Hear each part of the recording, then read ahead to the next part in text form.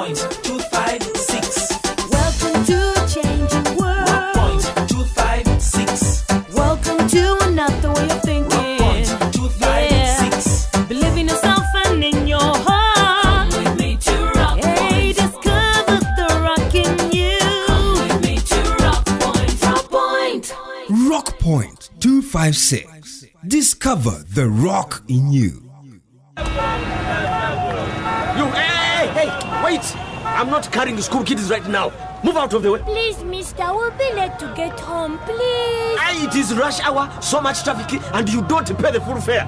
Let them in. Can't you see it's getting dark? I won't. You can get off if you have a problem. If she gets out, I'm getting out too. Let the kids in. Even me, I'll get out. And me? Yes. Hey, okay. Hey. Sorry. Come in, all of you. Even you kids get in. Let's go. Change is me. It's you, it's us. We can make it happen. Twaweza. Rock Point 256. Welcome to Rock Point 256 once again. We are glad you are with us. Today, we'll be listening to episode 395. And I know that some of you ardent listeners cannot wait to hear what happened next. Remember, we ended when Pamela was calling the hotel reception because the headmaster had invaded her room. Denzo had driven Rebecca to tears, saying that her music selection was trash, and Mama Sam had smoked Peter out of Mega's home with him running out naked. For those who did not listen, here are some 2 clips from 394. Denzo occupies Pauline's office and refuses to leave. I need to work, Denzo. Please go ahead and work. Don't mind me, Pauline. This is my office. I work in here. Oh, I see. Well, you won't mind while I carry on working then. I am still looking through these documents. So, how will I work? I really don't know.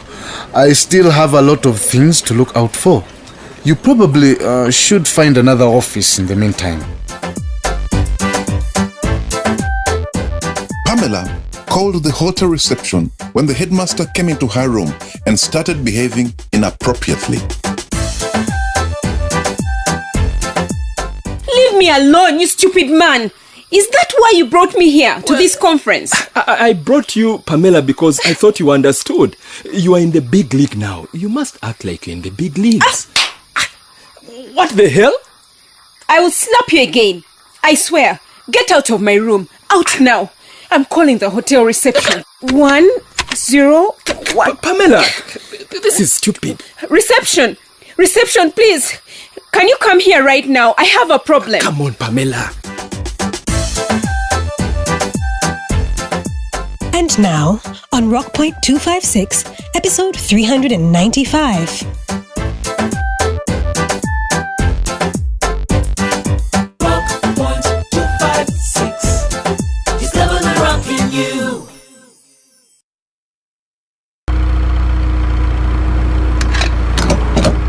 Thank you very much, sir. Please come again. Are my eyes seeing right? What is Pamela doing here? But Pamela traveled to Kampala for a conference. Who could that be? Does Pamela have a sister she has not told me about? But I think it's her, Pamela. Robert! I can see you look confused. Pamela, for once I think I'm seeing a ghost because my real Pamela is in Kampala for a conference. Robert, it's me. Don't worry. You scared me. What's the story? How come you came back prematurely? It's not a big deal. I just felt that the conference wasn't the thing I wanted. Really? Is that possible, Pamela? The way you were so excited about it? Yeah, I mean, I just got bored and I decided to come back. Pamela, I'm not buying that excuse. Okay, I missed you and I decided to come back to be with you. I'm not buying that either, Pamela. What happened, seriously? Okay, please don't get mad at me. Don't tell me it's him. The headmaster? Robert, how did you know? You didn't tell me he was also going for the conference. Tell me what he did to you. I was equally shocked to find him there, but nothing happened. As in, I had to run away from him and come back. Are you sure? I'm telling you the truth, Robert. What does this headmaster want with me? Has he been like this before? Did he touch you? No, Robert. He just made my stay there a living hell. Every time knocking on my hotel room door, calling my phone time and again at night, sending me annoying text messages. I barely had sleep. What do you mean you barely slept? What were you doing? It's not that, Robert. Don't make it sound like I was deliberately messing around. I had a terrible time. And you left the conference before it finished? Robert, you don't understand. The headmaster was harassing me every time he got a chance. I see.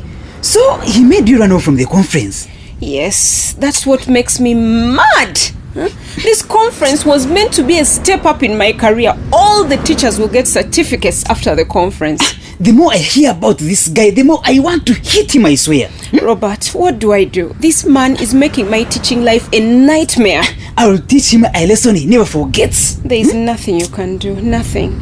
It's so unfair. I will think of something. Just welcome me back, my darling. Give me a hug. I missed you. I missed you too. Don't worry. We'll work it out. This guy won't bother you again. We will think of something.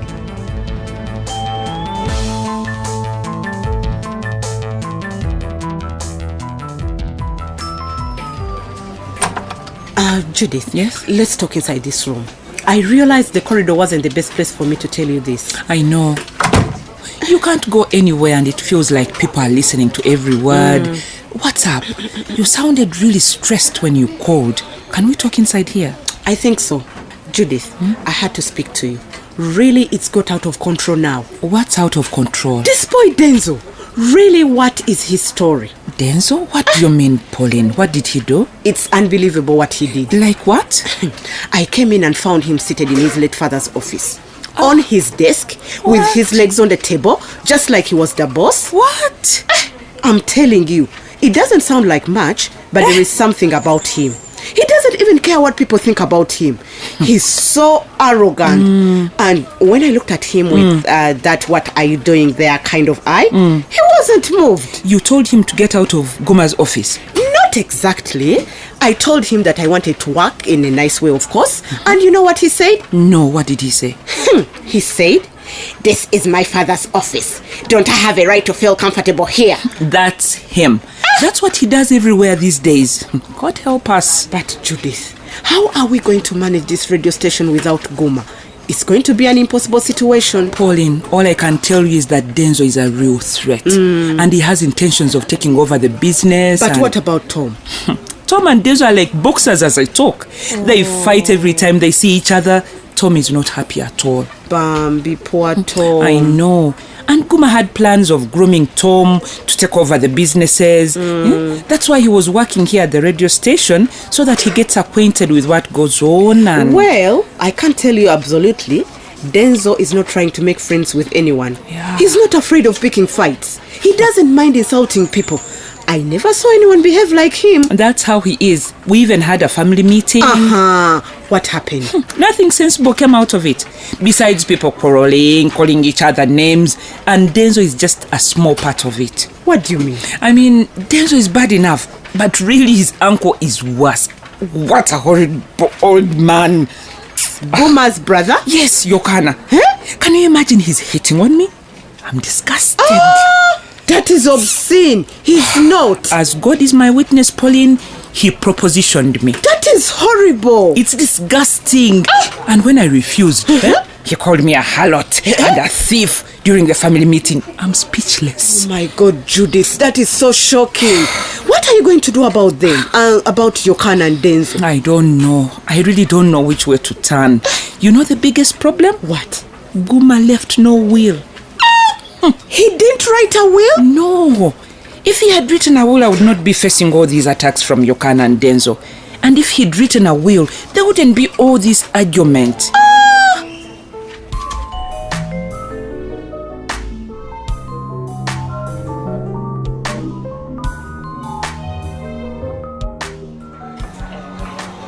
Mama Irene, are you coming to eat? No. I just saw you entering John's restaurant.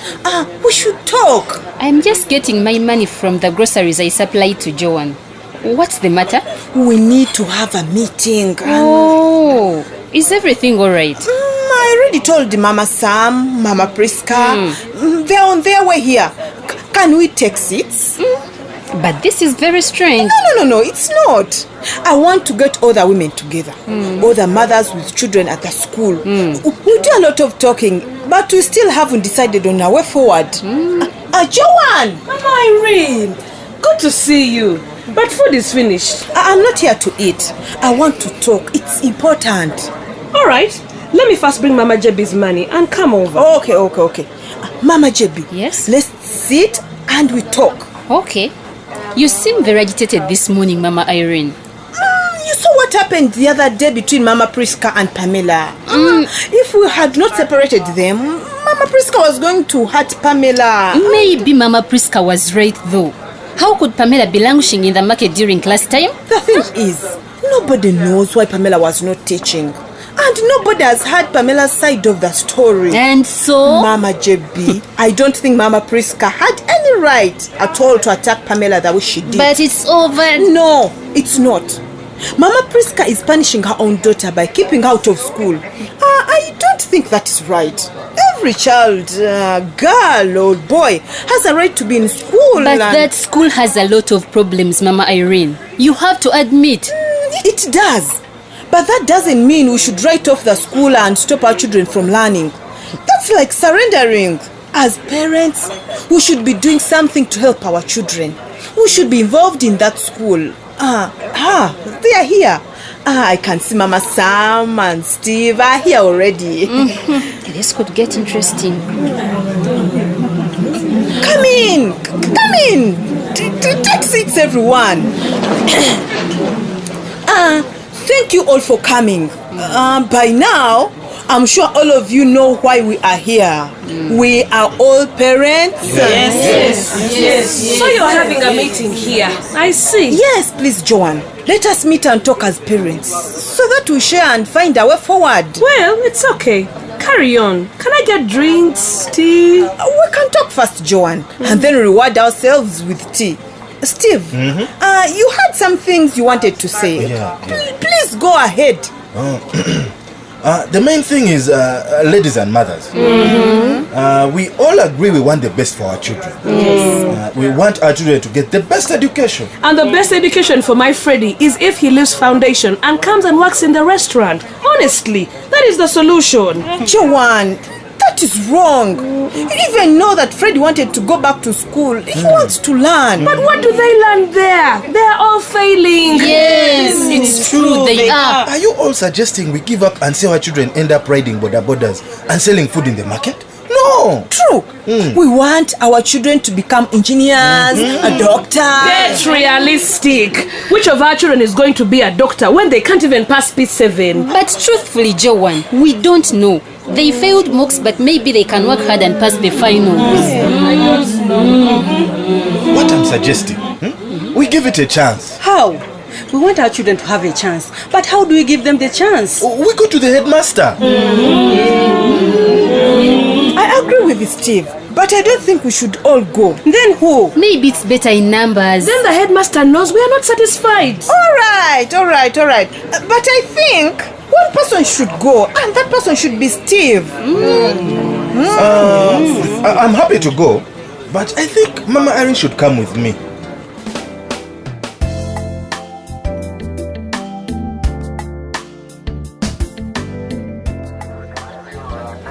Oh, peace. Yes, Afande Ali. I was waiting for you.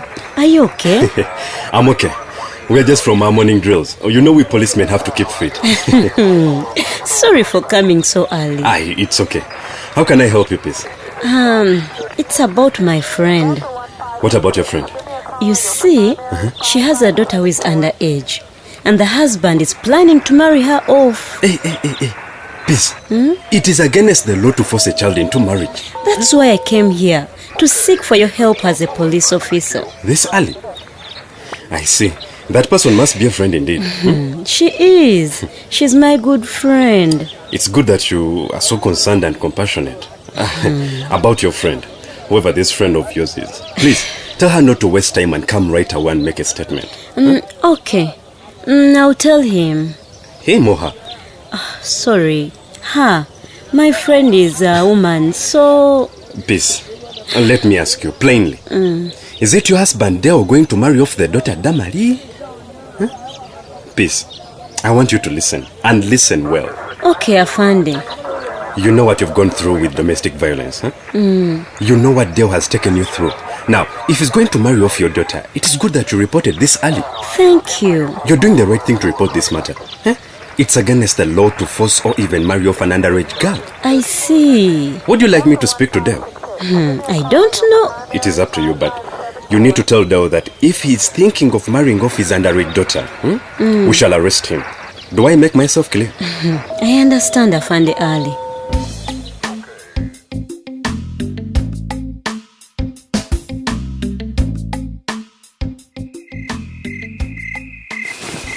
Mama Sam! Mama Sam! Mama Sam! Take your dirty hands off me! Mama Sam! Don't think that sleeping on the same bed means I have anything to do with you. You see where the problem comes from? Don't open your mouth to blame me. You go around Rock Point sleeping with prostitutes and you expect me to be happy and do my duties as your wife? Mama Sam, Mega is not a prostitute. She is a decent woman. I am the only man she has. Listen to yourself. If she's not a prostitute, then you are. What kind of man goes around sniffing everywhere like a dog? Mama Sam, if I say you are the problem in this family, you refuse. But if you don't want to satisfy your husband, why do you blame other women who are willing to do so with a smile? Don't think you're funny. I'm fed up of you. If it was not because of the children, I would have not been here. I wish you knew how other women treat men. You would just shut up. Shut up, you shameless man. Fine. Sleep and extend further to the wall. After all, my Mega is there. Peter, if you think running naked in the market was not enough, try and go back to Mega.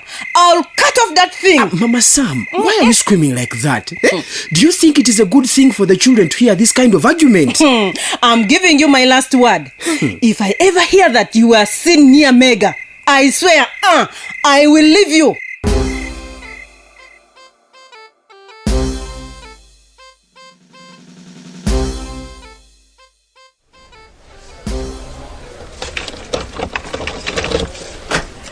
Mr. Headmaster, let me hope you're not leaving. Steve, that is exactly what I am doing. I thought you were opening the door, not closing. Because Mama Irene and I really need a minute with you, Mr. Headmaster. No, Steve, I wish you came a little bit earlier. I really have to leave. Are you going for lunch? Not lunch, Mama Irene. I have a very important errand to run in town. In fact, I am not even going to have lunch today. Why are you not going to have lunch today? No, I really don't have time for idle chat, Stephen. Then I hope you'll have time for parents of your pupils. Just 2 minutes of your time, Mr. Headmaster. Oh, 2 minutes then, okay? What is it about before I can even think of opening this door? We are concerned parents. And we are representing all concerned parents. Well, if I gave 2 minutes for every concern expressed by every parent, I would never leave my office. Well, clearly no parent has been bringing their concerns to you, Mr. Headmaster, because you're on your way out. I will try to ignore your tone, Steve, and tell you that I meet parents by appointment only. We can talk about that rule, Mr. Headmaster. We don't think that is a very good rule. Because we think that this appointment rule is a way of avoiding us, the parents. Yes. I beg your pardon? We never get a chance to talk to you about our concerns. That is complete nonsense. I am always hearing the laments of parents, and from where I am, they never stop complaining.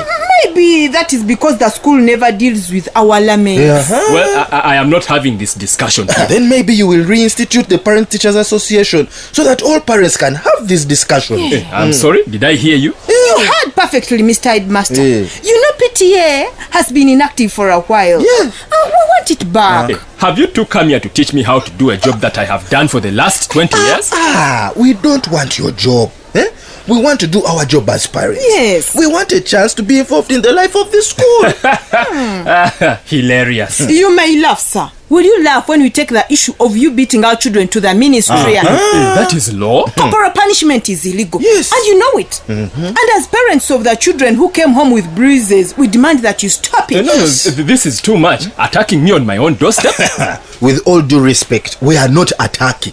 We are asking to revive an institution like the Parent-Teachers Association that allows us to know how our children are doing. Yes. We need a place to share. With the teachers, with the headmaster. Hey, share what? Our concerns about academic performance. You know what? If your parents raised your children a bit better, your kids would not be behaving like idiots and failing. What did you say about my child? I said you do not have an appointment, Mama Irene. End of story, end of conversation. What a rude, arrogant man. And he calls himself an educationist.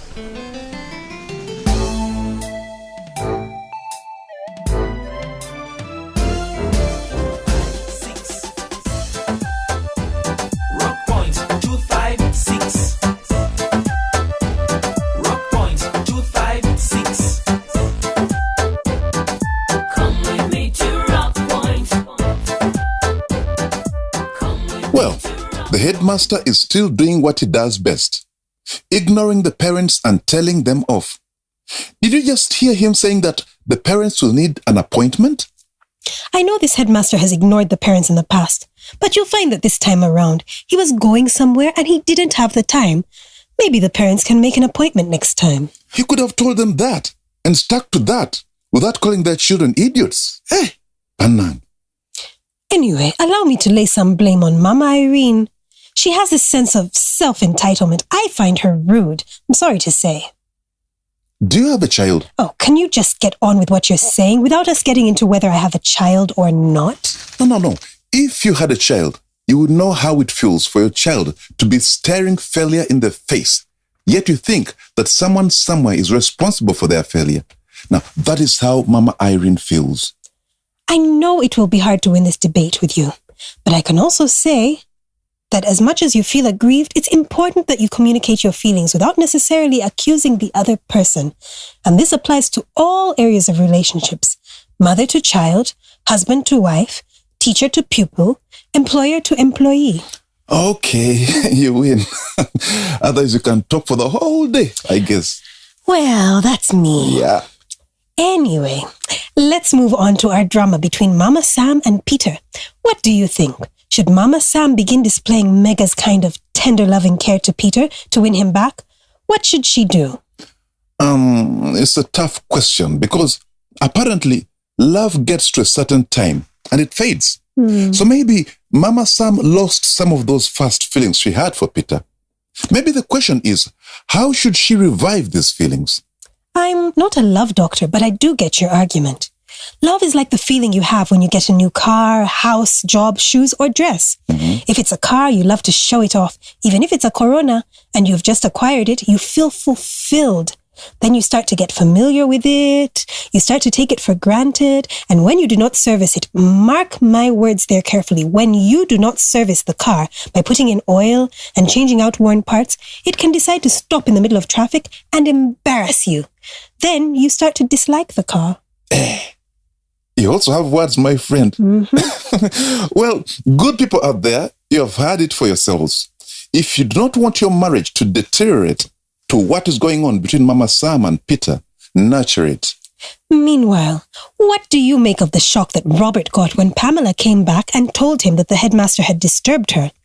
Don't you think that it's going to make him even more paranoid as a man about the headmaster? I think was seeing the headmaster as a problem to Pamela, but not as someone who desired her in this way. Clearly, he hates the headmaster already. But anyway, that's the world. You cannot stop your partner from going out to do whatever they have to do just because some man or woman will be attracted to them. It's not their problem that they're rich or beautiful, so Robert has to deal with it. Oh, do you know that we are out of time? Oh, really? You're right. Good people, that's it for today. Tune in next time, same day, same time for another exciting episode of Rock Point 256. But before we go, we have listeners who are demanding to know when Rock Point 256 airs on KFM. Arumadri Frank Dema on Facebook said, "Hello friends, has the usual time for the play on 93.3 KFM been changed?" Another one, Chizito Brian, also asked, "Guys, has Rock Point stopped broadcasting on KFM?" And then another one, Akelos Sarah, also asked, "What time does Rock Point air on KFM nowadays?" Well, to all of you, our listeners, Every episode of Rock Point 256 is 30 minutes long. In Kampala, the drama airs in English on KFM on Sundays at 7 p.m. and another episode airs again the same day at 8:30 p.m. And for those in central Uganda, Rock Point 256 also airs in Luganda on Budu FM on Saturdays at 1 p.m. and on Sundays from 12:30 p.m. It also airs on Bukede FM on Saturdays at 4 p.m. and on Sundays at 12 p.m. On Beat FM, it airs from 8 to 9 p.m. Hopefully that will be helpful. And next time we shall be telling you the times the program airs in Western Uganda. Then we shall go to Northern Uganda and to Eastern Uganda. Well, dear listeners, we shall be waiting for your comments. You can send us your letters with comments about this radio drama to Communication for Development Foundation Uganda, CDFU, at PO Box 8734, Kampala. Or you can drop that letter at this radio station. Or you can also send us an SMS on telephone number 0776 256 256. Meanwhile, we have a new email address where you can reach us, rockpoint256uganda@gmail.com. Or you can join us on Facebook or Twitter at our Twitter handle at newrockpoint256 and leave a comment or a message. Yes, we also have another SMS platform where you can send your messages. You simply type CDFU, leave a space, type your message, and then send to 8888. And if you need counseling or information concerning early marriage, community involvement in the education of children, the legal way of inheriting property or how to write a will, youth participation in politics, HIV, abstinence, family planning, pregnancy, male circumcision, alcohol abuse, violence, or other health issues, please call our toll-free hotline on 0800 200 600. Or you can visit a health facility, school, or local leader near you. Remember that we are running 2 programs each week, so listen out for when the next exciting episode will be running. And if you don't hear the program, kindly let us know. Rock Point 256 is brought to you by Communication for Development Foundation Uganda with support from the Democratic Governance Facility, New Heights with clearance from Uganda AIDS Commission and funding from United States Agency for International Development, USAID. and from Twaweza Uganda. It takes one person to make change happen. Change, ni mimi, ni wewe, ni sisi. Change is me, change is you, change is us. Yeah. Until next time, be the change that you want to see. Hope to hear from you, and bye. What qualities do you believe a good leader should have? I believe a good leader should lead exemplarily. A good leader should not steal public funds. A good leader should be trustworthy. A good leader should be devoted. A good leader should be just. A good leader must be compassionate. A good leader should be God-fearing. Well, a good leader is so many things. Respectful, truthful, exemplary, supportive, has empathy, and serves others. Listen to Rock Point 256 and learn what the Constitution says about the roles of an elected leader.